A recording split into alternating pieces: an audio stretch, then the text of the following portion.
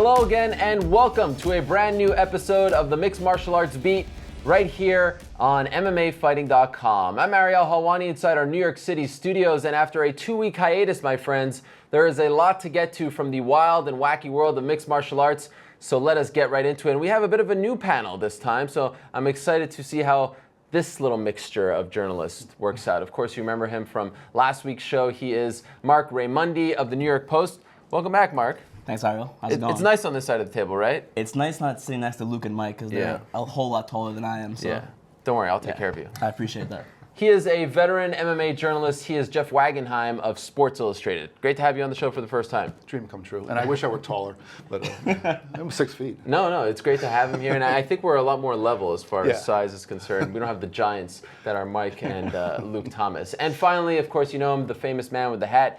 You know his work from ESPN.com, ESPN the magazine, Fight Magazine. Chuck, don't call me Mindenhall.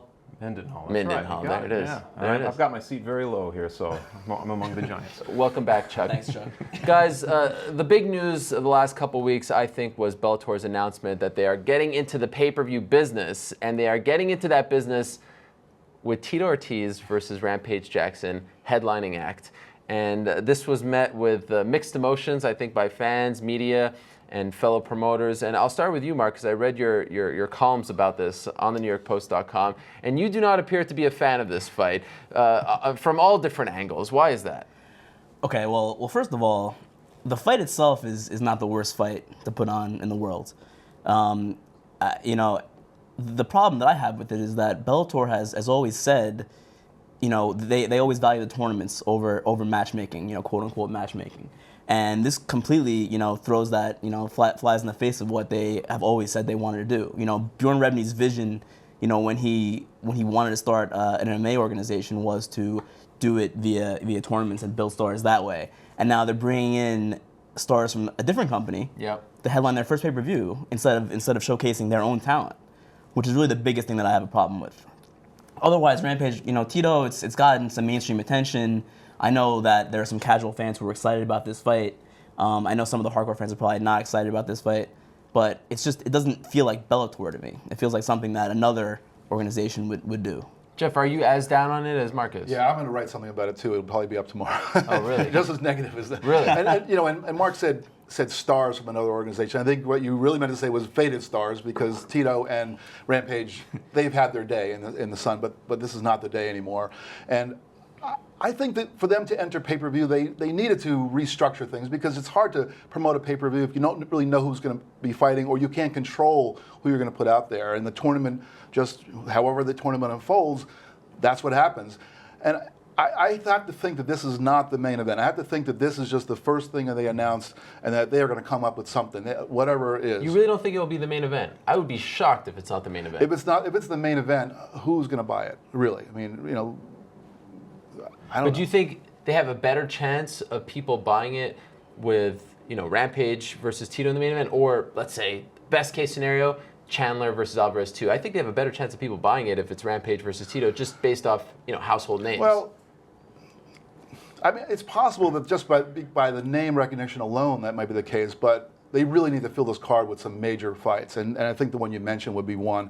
I mean, maybe they even do something where, you know, the big word is super fights in the UFC. What if they were to bring, you know, they got Curran, they've got Chandler, they've got Askren. All these guys are pretty much dominant in their division. They're all within 20 pounds of each other. What if they get two of those guys in together?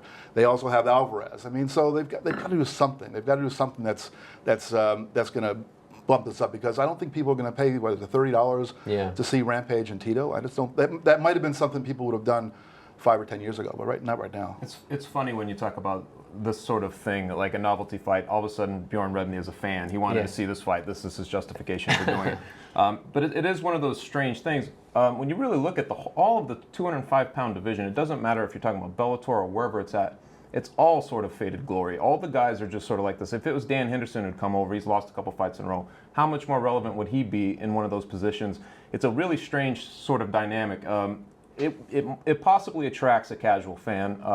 For $30, if I'm paying $30 for it, I want to see Chandler on the card, because to my mind, Chandler's one of the top guys in that, you know, in the world at 155. So if he's fighting, particularly if he's fighting Eddie Alvarez, suddenly you have a substance to a card that was going to have some confetti at the top. That's fine by me as long as there's some substance in the middle. It'd be great if they put a guy like Pat Curon on there as well. And really stack that card up just to see what they can do. But we've seen the pay-per-view business before sort of fade, Affliction come and go, like how they kind of ran their cards. If you look at those cards back in the day, they were pretty stacked as well. A lot of big names, things of this. So it's sort of, it's wait and see, but I would think that they have to put some substance on there for me to want to spend $30 for it. Well, let me ask you, I've said that this is the death of Bellator as we know it, especially Bjorn's vision, because he always told us he would never go, you said it yourself, he would never go the route of the cast-offs. He didn't want to have these non-tournament fights. Well, now it's really Spike's vision. Spike's calling the shots. They want these guys in there. Should they run with this? Should they use this, Chuck, as a way to get rid of the tournament, or at least use the tournament when need be and start putting on these fights? Absolutely, especially when you got a guy like Vladimir Matyushenko standing in the wings here, Right. waiting for the winner. No, I think that ultimately that's where they get into trouble. It has a one-off feel, and I think that's with the UFC events. Part of the reason they are so good at what they do is that you always are thinking ahead. What does this mean for this guy? What does it mean for this guy? Those narratives play out all week, fight week. If this guy wins, he's up for a title shot. There's always there's enough depth there to sort of play it out ahead. As soon as the fight is over, we ask all these questions. What's next for this guy? I think that it's one of those situations in a one-off. You're like, there's no future realistically that you see ahead of it other than other novelty. So it's a strange sort of thing. It's sort of wait and see, because obviously whoever wins this fight becomes a little bit more relevant. They become a little bit more relevant. A little bit. So it's like, what do they do with that? We don't know. But to me, that's the thing. There's no future in what they're doing with this fight. Right, I don't see any one of these guys being in a light heavyweight tournament. Sure. I don't think they want to be in a tournament. No, absolutely not. I don't think Rampage wants this fight. I don't think he even wants. I don't even think he wants the Tito fight. What do you mean by that? I mean, at the press conference, he was saying, Tito messed up, and he didn't use the word messed. He used a different word, but he said Tito messed up the Roy Jones Jr. fight. He wants to box Roy Jones Jr., and it seems like that's a more attractive fight for him than fighting Tito in an MMA fight. It seems like we're always trying to read Rampage's mind. Yeah. Like we never know what he's thinking. And he's also kind of playing it up like they're friends too, but now they're not friends. Right. Or we're going to put on a show. It feels very pro wrestling-esque. Right, it does. But look, Bellator just had what might have been their best card ever. They had 2 championship fights, and they had 2 tournament championships, and that was on free TV. So what are they going to do here that's going to make it worth $30? Is it just that main event that I don't know. They're going to have to come up with something that's better than that. Are you surprised that Viacom is going this route? Because at the end of the day, Jeff, Viacom is not in the pay-per-view business. They're in the business of building up their channels, advertising, getting people to watch their networks. So what's the point? This fight, I think a lot of people would have been, and I can't speak for all of you, but I certainly would have given it a pass if it was on free TV. You get people to watch it on free TV. Rampage has fought on Spike. Tito's fought on Spike. You build it as their return to Spike. And then you get people to watch, and they'll see the other great stars of Bellator. But you're putting it on pay-per-view. Why? What's the point? What's the point? To get 100,000 buys? How does that help you? Well, I don't know how it's going to help them. They're in the business, and one of the Chuck alluded to how the UFC does things right, and I think one of the things that people often overlook with the UFC is those guys who run the company are really, really big fight fans, and they know the business. Dana White was into fighting before he was running that company. The Fertittas, I mean, these guys really, really love fighting, and so I think that they have a little better sense, aside from the resources and a great roster of fighters, but they have a little better sense of how to perpetuate things. And you just have to wonder with Viacom, are they just saying, well, let's just throw something out there and see if it sticks, but then what? Would you be okay with this fight, Mark, if it wasn't the main event? If it was maybe the third fight, the tri-main event, and they had their real legitimate champions at the top? I would be okay with that, but I'm not sure if Rampage and Tito would be okay with that. Right. Playing second fiddle to the Michael Chandlers and the Ben Askrens of the world. I would actually prefer if this was on Spike TV. Let's put those guys on Spike TV. Like you said, you don't have to pay $30 for it. It's free, and then you can stack the card and you can have the casual fans see Michael Chandler fight, and see Ben Askren fight, and see Pat Curran fight, and maybe they want Askren seen. Maybe perhaps not. But then maybe you can develop some fan bases for these guys. The casual fan who used to watch Tito and Rampage in 2006 might say Michael Chandler is amazing. I want to see him the next time that he fights. But if you're doing that on pay-per-view, you're putting up a wall right there for people who are not going to pay that money. But they just did that, though. They just had a And it didn't do Chandler all that fight, they great had in an the Askren ratings. fight, right? And they had But that's they without had the King Tito Mo. Rampage main event. Yeah. But I mean, at some point they say they want to be a pay-per-view company. So at some point they've got to jump. They can't just dip their toe in it. They got to jump in. And how much of it is matching the language off of this contract with the Eddie Alvarez thing? I don't know all the ins and outs of everything in that field, but all of a sudden they have a pay-per-view. Does this somehow play into that contract as well? Now they've sort of matched it up even more. Is he worth it though? Is he worth it to really go into pay-per-view just for Eddie Alvarez? With all due respect, he represents one half of the biggest fight they can make. I don't know if he's worth it, and his manager, Glenn Robinson, told me this week that they're hoping to settle, but he wouldn't say if settlement means get back in with Bellator or let us go to the UFC. What's interesting about that, well, one of the things that is interesting about this is that, you're asking people to pay $30, which is not quite pay-per-view, UFC pay-per-view money, but it's still, I feel like it's a lot. And most fans, most people that you're going to try to attract to watch this, they probably don't even know who the Chandlers, the Askrens are. I don't think Bellator right now has done a good enough job of building those stars. And maybe that's the tournament's fault. And that's why I think maybe they can use this to get out of that structure. It's always tough, too, because you're dealing with a perception. In almost every pro sport, there's one league that everybody considers the professional league. The NFL, the USFL is not. You know what I'm saying? These leagues come in, they're dealt with as upstarts, as just competition that'll go away at some point. And that's sort of a perception that hovers, regardless if it's fair or not, that hovers over organizations like Bellator right now. So they're trying to kind of occupy space that is already being occupied. And it's very difficult to build those stars. And we've seen, I know that we were at the Strikeforce event. I was thinking back to that Ohio, there was an Ohio card where it was virtually nobody marketed it. It went under Cincinnati. the radar. Exactly. That was right. depressing. And you saw that the card was stacked. Yep. And when you really look at a card like that, and you're like, you can see how it would go up. If that's a UFC card, that's a big card. But it's a Strikeforce card that's not promoted properly, and all the things that are going on, and it becomes something else. And then even if you do, even if they get behind it 100%, Bellator is behind this. They're going to, Spike TV, Viacom's going to get behind it and really promote it. There's still going to be that strangeness of, well, it's still not the UFC. There's just people who will tune it out for that very reason. And Jeff, I said that this is the death of Bellator as we know it. And Bellator, and Bjorn Rebney in particular, has always made a conscious effort to not try to get into a war with Dana White. Other promoters have made this mistake. You think of Jared Shaw and Affliction. They've tried to get into a war of words with him. Right. Doesn't work out. Dana always wins. And now you see that press conference that they had just a couple of days ago. The whole thing was about Dana White. The whole thing was about how unhappy they were. And even Bjorn Rebney himself, while he didn't, specifically say Dana's name, he took some shots at Chael Sonnen, their pay-per-view model. And I'm just dreading, and I don't want to be negative Nancy here, but I'm dreading from now till November 2nd, or is it November 3rd, whatever it is. I think it's November 2nd. The constant anti-UFC. That shouldn't be the narrative heading into it, but it seems like that's what they're going with. Well, again, if Viacom is trying to build up some kind of pay-per-view business, they're going to need some people that fans want to watch. And if you try to plant in the heads of not just fans but fighters that, hey, we've got a much nicer place to work over here, maybe some people might start coming. I'm not talking about the champions or even the number 1 or 2 or 3 contenders, but you start getting guys who are in the top 5, 6, 7 in the UFC weight classes, and maybe a couple of them start going over there. You can start building. It's going to take a while if they think, but antagonizing the UFC is not necessarily a bad strategy. It creates headlines. People get excited. Media people like that. I said on the MMA Hour this week, Mark, that I think the magic number for them is 100,000 pay-per-view buys. That seems to be the number that no non-UFC entity can break through as far as pay-per-view is concerned. What do you think this pay-per-view gets? Maybe by 75,000, something really? like that. Okay. In that line. Is that a success? I wouldn't call it a success, but I wouldn't call it a complete and utter failure either. I just don't. My question is, why now for pay-per-view? Is it the Alvarez thing, like you were saying? Like, I don't. That would be silly if it was just because for a court case to decide when your entire company's going to change their direction.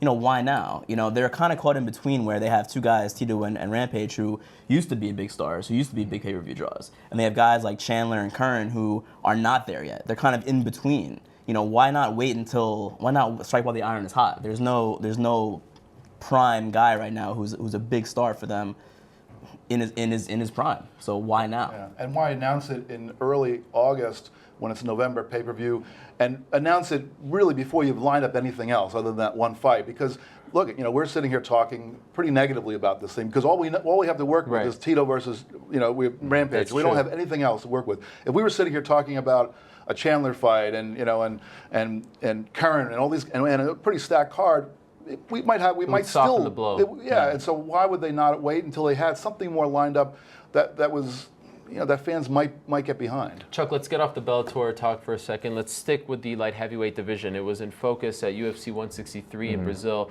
this past weekend. A controversial fight between Lyoto Machida and Phil Davis. We won't get into the judging stuff here, but what I'm curious about is after the fight, Marshall Zelaznik of the UFC said that if Glover Teixeira wins next month in Brazil, he will most likely get a title shot. Now, we've heard this before. It doesn't always pan out. But it seems like they're on the Glover train. Right. It would be 5 in a row for him, although 4 of those wins heading into the Bader fight, not against top 10 opponents, but still 5 in a row is impressive in that division. I think it is a mistake to go that route. If Jon Jones wins in September against Gustafsson and Daniel Cormier wins, he's talking about cutting the line. He wants it. There's a lot of heat there. You can sell that fight very well given Cormier's background. And people seem to dismiss Cormier because he hasn't won at 205. He's still undefeated at heavyweight against top competition. Do you agree that it would be a mistake to not do that fight right away? To me, that's the one fight I'd love to see. I'd like to see Glover Teixeira at some point. The problem is the 205-pound division, we kind of alluded to it a little bit ago, just doesn't have much going on for it. These are a lot of guys who sort of were stars in the Tito and Rampage era. These guys, really guys fighting them back in the day, that just aren't, Little Nog is still in the top 10. We have Ryan Bader who's doing okay, but there's the Dan Henderson. Shogun. These are all guys that they start contemplating going into another weight class because it's literally the house that Jon Jones wrecked. It's like he's now at the top and the rest of these guys have to sort of deal with it and figure out what to do. So when you talk about a guy like Daniel Cormier, to me, that's the one fight that I'd be very excited to see because the way he has handled himself in the heavyweight division, we're talking about him, being able to, go up against a guy like Junior Dos Santos or Cain Velasquez, which he says he won't do. But we look at that as a competitive fight. Why wouldn't we look at that as a competitive fight going down to fight Jon Jones? To me, that wrestling and his, how he's set up, how he's stacked, I think that makes for a very interesting fight.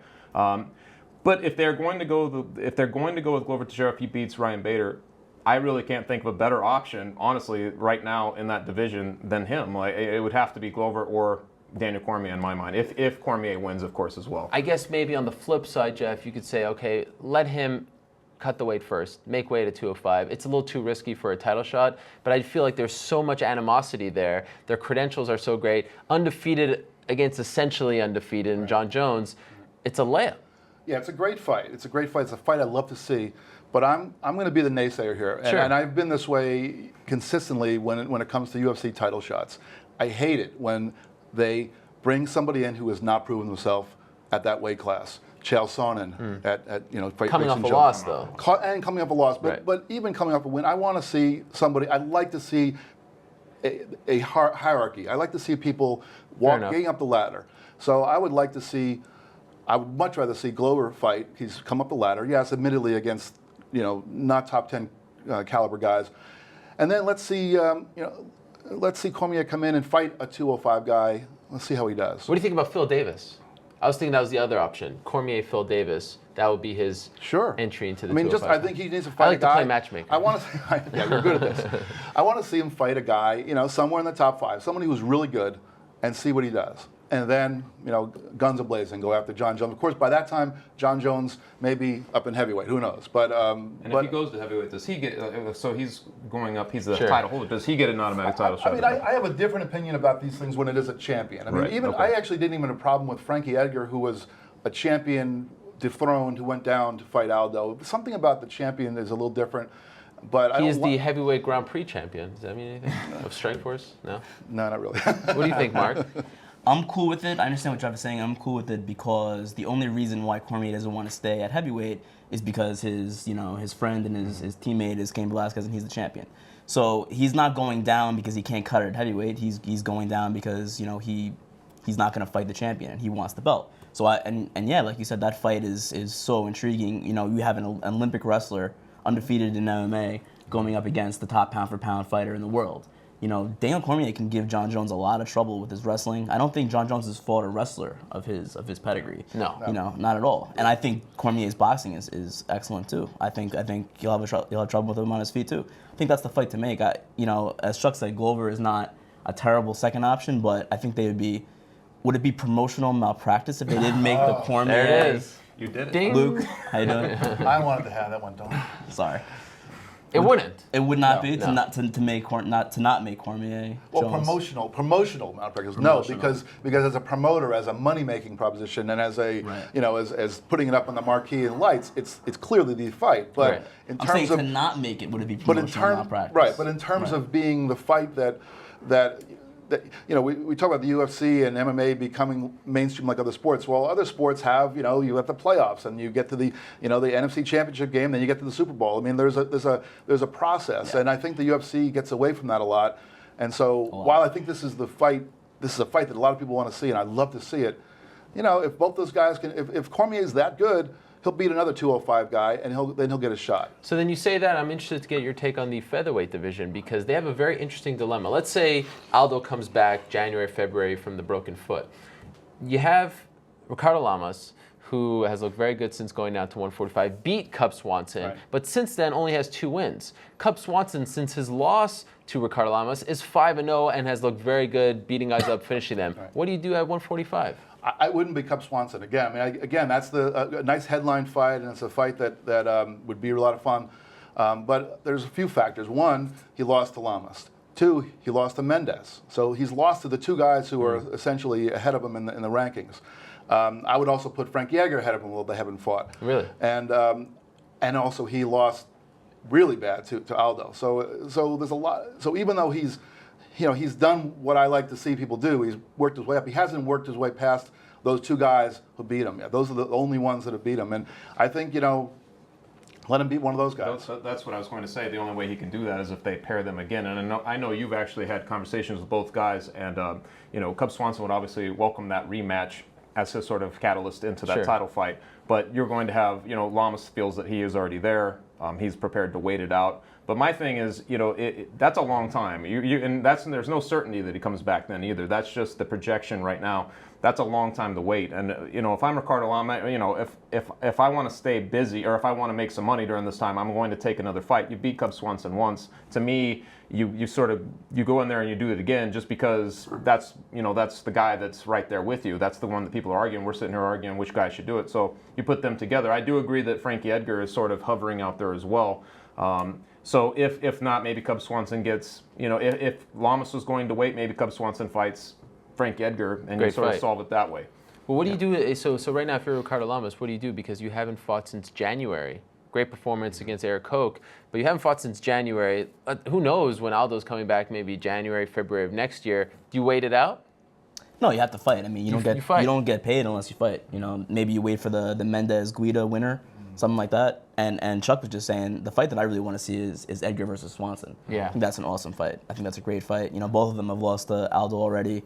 The winner of that would kind of get right back up in that conversation. And I think Mendez is really the guy that people forget about because he lost Aldo the first time, but Aldo held the cage on that in that fight, and that led directly to the knockout. Right.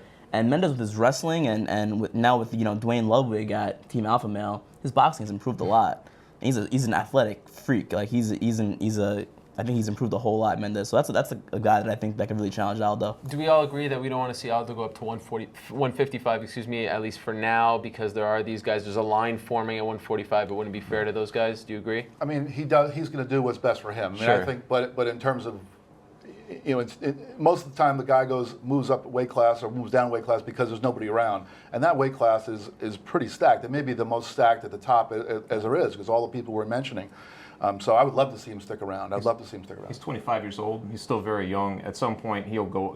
You get the feeling he will go up to 155. But now that the featherweight division has been fortified, there's been a lot of guys like Nick Lins who are kind of coming up. There are a lot of guys now who could make viable options for him at some point, especially given his new timetable into 2014. So by that time, there'll be other contenders. I just feel like that's where he should stay for now. The 155-pound division is pretty stacked. So they don't need him as badly. Right. That is a perfect segue for my next topic because I feel like right now you're saying there are some contenders, but things are going to change come next Saturday in Boston. I feel it. Because once Conor McGregor hits Boston, and let's say he wins impressively, and then I could see them turning him around and putting him on that Manchester card in October. You know, let's say Ricardo Lamas sits out, and Aldo's not going to fight by October. By the time, if he wins in Boston and then wins in Manchester, let's just say, there's going to be a lot of talk about Conor McGregor leapfrogging everyone because he has such a passionate following. He talks such a great game. It's almost mesmerizing when you talk to him. He's so he's such a breath of fresh air. I was going to say breathtaking. He's such a breath of fresh air when he talks. He has this swagger. I mean, Conor McGregor could be that guy. By the time Aldo comes back, people might want to see him fight over everyone else at 145. Do you agree? And he's a degenerate gambler, yeah. No, he's we hear him like. I can't believe he actually admitted that. Yeah, it was a great interview yesterday when you filmed that. He is one of those guys. When you talk to him, he's larger than life. He comes across. This game, everybody knows, is predicated on hype and how much you can generate interest into a fight. He's going to do that, I think, regardless of who he fights at this point. And like you said, he does have that key to Ireland and all that. It feels like I'm sure you guys have heard it too, like from a lot of Irish fans who are very excited about that. From Boston, people are excited about him being there. It's really crazy for a guy, who's had one UFC fight. He's fought for 67 seconds in the octagon to have that kind of hype. So yes, I could see exactly what you're saying. If he's able to take care of Max Holloway and then gets another fight against one of those guys we were just talking about and was able to capitalize on it, I'm guessing he would be right there by the time Aldo was, ready to go again. I always hear I think of the word fast track. And when I think of the word fast track, I think of Todd Duffy. Remember Todd Duffy? They were saying, we're going to put him on the fast track. It didn't work out. But do you think they should put Conor McGregor on the fast track for Europe, for what he does in that division? Who, let's be honest, other than Aldo and how famous he is in Brazil, he's probably the second most famous guy in that division right now. Yeah. Edgar, is famous up here in the Northeast, but he doesn't have that larger-than-life personality. Right. Should they put Conor McGregor on the fast track if he delivers? Oh, they're doing. I mean, what is the opposite of promotional malpractice? They're doing the opposite of that. They're not only putting him on a card, but they're putting him on a card in Boston. I mean, this is genius. Boston loves an Irish fighter. So of course. I mean, I lived there for 20-something years, and if he comes through, if he does next Saturday what he did in his UFC in his first fight. I mean, the guy, you talk about the guy being all hype, but he is a lot of hype. However, he's 13 wins, 12 by knockout. So, he's backed up that hype. And of course, he did most of that in lower level competition, but he did it pretty well in his UFC debut. If he does the same thing, if he gets a first round knockout up in Boston, I mean, he's fast tracking himself. And I think it's great. I mean, I think it is a breath of fresh air to see a guy who sort of comes out of nowhere, and also the European connection. I mean, the UFC pushed Michael Bisping like crazy, but that was then, and this is now. Now Bisping is an older fighter, not an older fighter, but he's been around for a while. And how much longer is he going to be one of those top guys? They need to have more. They got Gustafsson, but they need to have more guys who also have that personality as well as being able to fight. And this is a guy that has it all. So are you on the McGregor bandwagon? They're doing a media day for him alone on Tuesday of next week. I can't remember. For an undercard guy. My favorite part of your interview with him yesterday was when he said that Boston is, the Irish people's homeland. I kind of thought that homeland was Ireland. I'm not sure what he was referring to. Or, wherever the nearest bar is. But, I'm starting to sense a McGregor hater over here to my left. Part of his press conference is at a bar, too. Yeah, that is true. Obviously, it is Boston. I don't want to rain on the Conor McGregor parade. No, please. But can we get this guy another win in the octagon, please? Like, get him on a main card maybe before we start talking about him as the next challenger for Jose Aldo. I understand he has everything that the media likes to see in a fighter, because we're so sick of guys saying like nothing and not being entertaining, and we don't want like another Son, so to speak, but we'd like someone who has some personality, and the fans want that too. The fans, if this guy does get to the point where he's winning a lot of fights, fans connect with him. He's obviously a guy that fans want to see, but he's 1-0. Like let's let him win, on the 17th. And the truth is, this guy Holloway is fighting. He's 21 years old. Guy's had 5 fights in the UFC, and he's had some tough competition. He's had the tougher road going in there. He's a younger guy, but he has a lot of experience. Tougher fight than Andy Ogle, the original. Oh yeah, I think so. And I think that this is one of those things like he could surprise people and go in there and take care of business himself. So to me, it's a better gauge to see him against Holloway than it would have been against Ogle. I think that if he's able to kind of go in there and beat Max Holloway the way he did Brimage, then yeah, we go ahead and book him against all of them. But all I was saying was, if he wins the next 2 fights before Aldo comes back, I can see a lot of momentum building in his favor, course, yeah. and he might leapfrog some of those guys who might deserve it more than him. That's all I was saying. Right. But you're taking some leaps, though. You're taking some. Absolutely. Well, the UFC You're right. The UFC is too. They're putting him in against a tough guy, and you know they're all tough guys, but they're putting him in against a guy who at a level where he should be fighting. And if he takes care of business next week, well, then the next one has to be. They have to step it up a little bit more. And if A Dustin Poirier, Eric Koch winner, that kind of fight. something like that. And if he can handle one of those guys, I mean, the sky's the limit. But you know, what if he goes? You know, what if he ekes out a decision win next week, and you know, and it looks pretty good, but whatever. You know, you have to see what he can do. He has to obviously produce, you know, on fight night. And so far, you know, who can complain about what he's done so far? We're talking to this guy. He's driving in cars with Dana White. In I know, Las Vegas. seriously, joyriding like Thelma and Louise. He's 1-0 in the UFC. It is unbelievable. I've never seen them get so excited about it. But, you know, that's what happens when you have a personality and everyone, you know, gets behind you. The Irish fans have been bothering Dana about him. I think he gets in. Plus, he has that connection as well from his time in Southie, right? Dana also has seen, he saw what happened when they brought Ronda Rousey in. Sure. You know, it was somewhat of an instant celebrity, really, and you know, because she's a great fighter too. So this guy has to do the business inside the cage, but what they're doing outside the cage is all right. They're doing the right thing. And he's setting up a big show at some point for Ireland again as well. I mean, that's obviously like one of those things. Like now they can, if you know he does what we're saying, he can go back to Ireland. It becomes this huge thing for them. So. UFC is doing the right thing. You know, we're talking about Dana White, and of course, this is a big deal for him on many levels next weekend in Boston. He's from Boston. He wanted to go back to Boston for a long time, and it's the launch of Fox Sports 1. You talk about this card at the TD Garden. To me, the two most interesting storylines about this card, and it's a great card. You know, Faber's on it. You know, obviously Shogun Rua versus Chael Sonnen is the main event. There's a lot of interesting fights. Your boy Matt Brown, of course, we cannot forget about him. To me, the two most interesting things on the card, Conor McGregor, will he continue? And Alistair Overeem, who really hasn't attracted the kind of attention his first 2 fights in the UFC, as in the first one was against Brock, second one against Bigfoot, there was some buzz there, but it feels like this one's flying under the radar.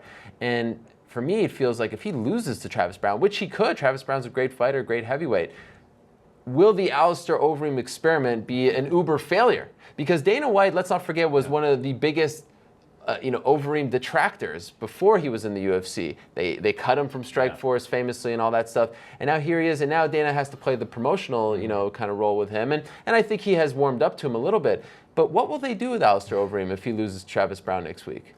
It's a good question. I mean, when you take a look at it, obviously he loses Travis Browne, suddenly it's 2 in a row. 2 fights people probably would have thought he was going to win. I think everybody thought he was going to be Bigfoot.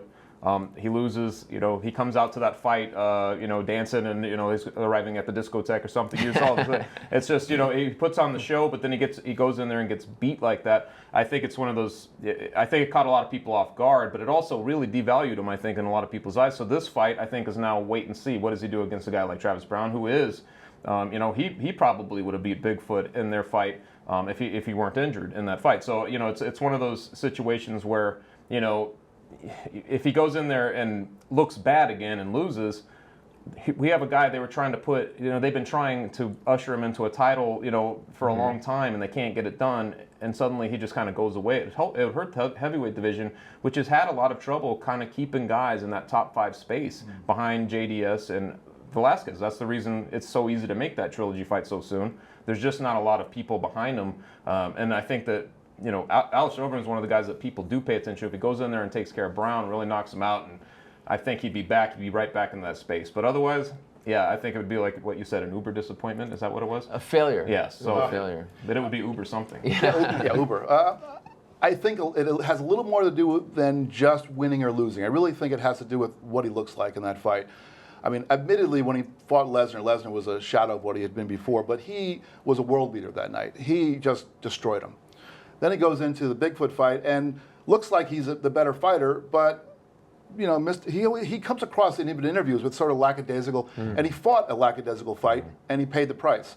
So if he goes out against Travis Browne and just doesn't look like that world beater guy, even if he wins the fight, I just don't. The ceiling will sort of coming down on him. If he goes out there and just wrecks the guy, Then he gets back into the conversation. I think he'll get fast-tracked back up that right. I mean, they want to have him fight the winner. Or maybe Verdum. What do you think? Do you think if he loses, this could be it for him?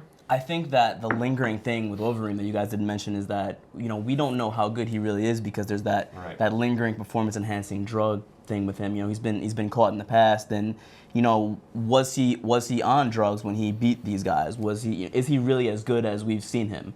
When he's not on drugs, can he actually be a top contender? That's the lingering thing with him. So if he goes out and loses to Travis Brown, we assume that he's clean, and you say to yourself, well, was it the drugs? Was that the reason why he was so good in the past?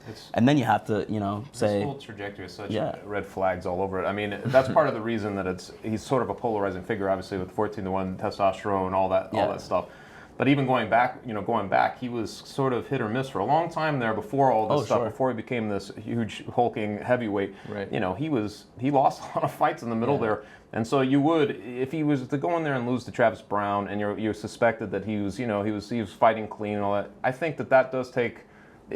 People would start to properly put him where he should be, maybe, and that they'd come to a realization that maybe we were, thinking more of him than we should have been. That's all it would. That's probably. He might go down as one of the most overrated fighters of all time if this UFC run does not pan out. We're running out of time, but I want to quickly touch on this. Next week, as I mentioned, is the launch of Fox Sports 1, and I'll remove myself from the conversation because I do work, or I will be working for the channel in some capacity. But I think. Well, I have to set it up by giving my opinion to a degree. I think it is a game changer for the UFC because Dana has always talked about wanting to be discussed alongside major sports. MLB, NASCAR, NFL, they're all going to be on Fox Sports 1, along with other sports, golf now as well. Is this a game changer for the UFC? Is this really what they needed to take that next step, mainstream step? When you're on a Sports Center-like show, like Fox Sports Live will be, and you're being discussed with the highlights alongside, you don't get this on other networks. You don't get this on ESPN. What do you think? Do you think this is a big deal, or us in our little bubble, are we hoping for too much out of this? Did you guys watch the show Newsroom on HBO? Sure. In the pilot episode, Jeff Daniels' character was asked at a conference at Northwestern University, why is America the greatest country in the world? And his answer was, it's not, but it can be. And I think that's the same principle for Fox Sports 1. It's not yet because it's the startup network. It's not there yet. It's not competing with ESPN yet. It has to get on Time Warner Cable. It has to get on Dish Network. It has to actually be available on all these platforms to be a viable contender with ESPN. That's why, the UFC's always coveted ESPN because when you're on ESPN, you're immediately considered a legitimate sport. That's just the way it goes. When you're on SportsCenter and when when ESPN, when MMA Live is following SportsCenter right next to, right after NFL Live, it's grouped in the same category. So sure. Fox Sports 1 is gonna have 5 hours of UFC coverage on the first day. They're relying. Fox Sports 1 is relying a lot on UFC right now. There needs to be more sports on Fox Sports 1 to help push that too. Because who's gonna watch that launch card? It's gonna be UFC fans. They need to bring in the other sports fans to watch these cards, on Fox Sports 1. If you look at the way they promoted themselves, the first promotion they did, it was all this sort of glitzy highlights of.